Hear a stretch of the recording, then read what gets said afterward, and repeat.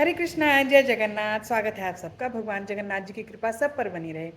आज हम चर्चा करेंगे चतुर्मास के विषय में। चतुर्मास क्या है? चतुर्मास है जिसमें कि 4 मास आते हैं, जो कि आषाढ़ मास की देवशयनी एकादशी से जो है प्रारंभ हो जाता है चतुर्मास का समय। इस चतुर्मास का पालन हमें करना है। अब चतुर्मास में कौन कौन से मास आते हैं? चतुर्मास में आषाढ़ के बाद श्रावण मास आएगा और भाद्रपद आएगा, फिर अश्विन और कार्तिक मास आएगा। तो ये 4 मास रहते हैं जिनका कि नियम पूर्वक अगर पालन किया जाए तो कई अश्वमेघ यज्ञ करने का फल जो है प्राप्त होता है। अब चतुर्मास के विषय में हमारे जो है शास्त्रों में बहुत ही वर्णन आया है। जो प्राचीन काल में हमारे संत समाज, ऋषि मुनि जो रहते थे, वो पूरा वर्ष भ्रमण किया करते थे प्रचार करते हुए हरि नाम का। परंतु इस 4 मास के समय में वो एक स्थान पर रहकर वहीं पर जो है भगवान की भक्ति, आराधना और जो है जप तप अनुष्ठान आदि किया करते थे, हवन यज्ञ किया करते थे। अब चतुर्मास 2 तरह से किया जाता है। एक तो है आषाढ़ मास के जो है शुक्ल पक्ष की एकादशी जो होती है, जिसे हम की देवशयनी एकादशी कहते हैं, उससे प्रारंभ होता है। और कार्तिक मास में जब देव उत्थानी एकादशी आती है उस तक रहता है।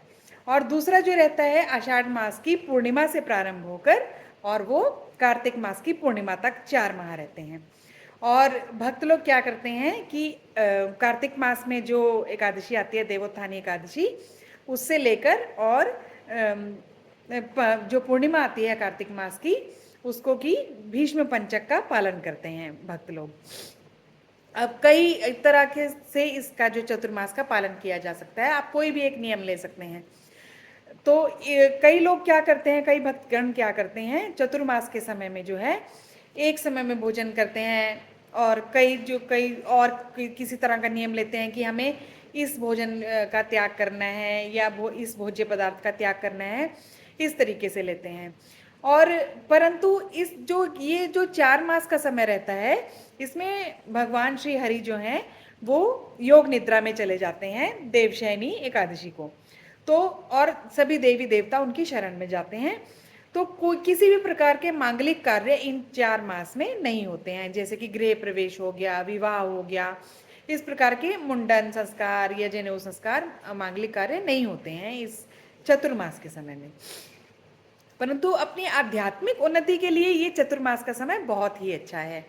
तो अगर आप अपने जीवन में अपनी भक्ति को आगे बढ़ाना चाहते हैं तो इस समय में ब्रह्म मुहूर्त में उठकर स्नान किया जाए और अधिक से अधिक भगवान के नामों का जप और भगवत गीता आदि ग्रंथों को पढ़ा जाए तो बहुत ही जो है ये अच्छा है अपनी आपको आगे बढ़ाने के लिए।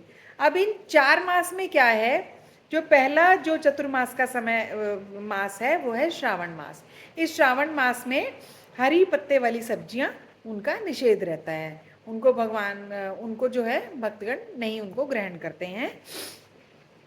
तो हरी पत्ते वाली सब्जियां जैसे साग हो गया, पालक हो गया और पत्ता गोभी हो गई, इनको ग्रहण इस मास में नहीं करना है।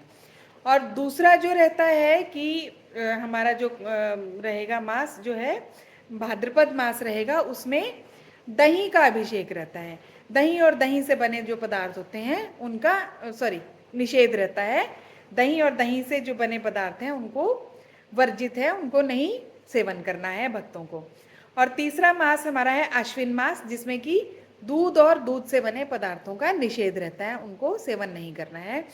और चतुर्थ मास है जो चतुर्मास में से कार्तिक मास, उसमें उड़द की दाल और उससे बनी जो भी वस्तुएं हैं, जैसे भल्ले वगैरह हो गए या जो भी हो गया, उड़द की दाल की मिठाइयाँ हो गई, उनका जो है परहेज रहता है, निषेध रहता है, उनका सेवन नहीं करना है भक्तों को। तो इस प्रकार से हमें चतुर्मास का पालन करना होता है। और भी बहुत सारे नियम रहते हैं, परंतु हम लोगों से जितना प्रयास करना चाहिए कि हम लोगों को अपना चतुर्मास का पालन अच्छे से नियम से करना चाहिए। और इस चतुर्मास का भी वैज्ञानिक कारण है कि ऐसा नहीं है कि हमें तपस्या करने के लिए या परेशान करने के लिए कोई चीज़ें बोल दिए कि आपको चतुर्मास का पालन करने, ऐसा नहीं है। ये चतुर्मास जो है वैज्ञानिक इसका आधार है, जिस पर कि ये बेस्ड है कि हम लोगों को इसको चतुर्मास का पालन करना चाहिए। कि इन दिनों हरे पत्ते वाली सब्जियां नहीं खानी चाहिए, उनमें कीड़े वगैरह रहते हैं। अच्छा, अगले मास में दही नहीं खानी चाहिए। भाद्रपद में पहले भी बहुत लोग ऐसा फॉलो करते हैं कि दही नहीं खाते हैं।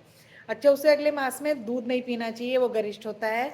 और उससे कार्तिक मास में उड़द की दाल का सेवन नहीं करना चाहिए, वो उसका सेवन उन दिनों सही नहीं होता है। तो ये सब जो है इनका वैज्ञानिक आधार है, साइंटिफिक आधार है, जिसके कि हम इनको नियम बनाए गए हैं। तो हमें प्रयास करना चाहिए कि हम इसका अच्छे से पालन करें। अब चतुर्मास कब से प्रारंभ होगा? अगर देवशयनी एकादशी को हम लगाएं तो 17 जुलाई से देवशयनी एकादशी थी, और देव उत्थानी एकादशी 12 नवंबर को है, तब तक रहेगा। और अगर हम पूर्णिमा से लगाएं तो 21 जुलाई को आषाढ़ माह की पूर्णिमा है, उससे प्रारंभ होकर और कार्तिक मास की पूर्णिमा 15 नवंबर तक है, तब तक रहेगा। 15 नवंबर को है, तब तक जो है ये रहेगा कार्तिक मास, और 4 मास चतुर्मास तब तक रहेगा, तब तक हमें इसका पालन करना है।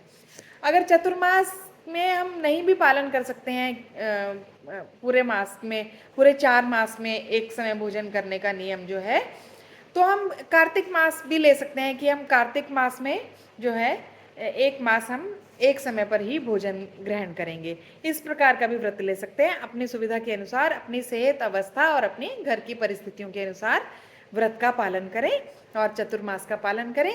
और अपने आप को, हमारा जो उद्देश्य है, मुख्य उद्देश्य ये है कि हम अपने आप को भक्ति में आगे बढ़ाएं और हम उन्नति करें अपनी आध्यात्मिक जीवन में, जो कि हमारे जीवन का उद्देश्य है।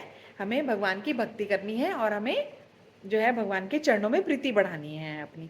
तो ये हमारा मुख्य उद्देश्य है। अगर आपको वीडियो अच्छी लगे तो आप इसको लाइक और शेयर कर देना, और जो लोग इसका पालन करना चाहते हैं उनसे आप शेयर कर सकते हैं और चैनल को सब्सक्राइब कर सकते हैं। हरे कृष्णा, जय जगन्नाथ।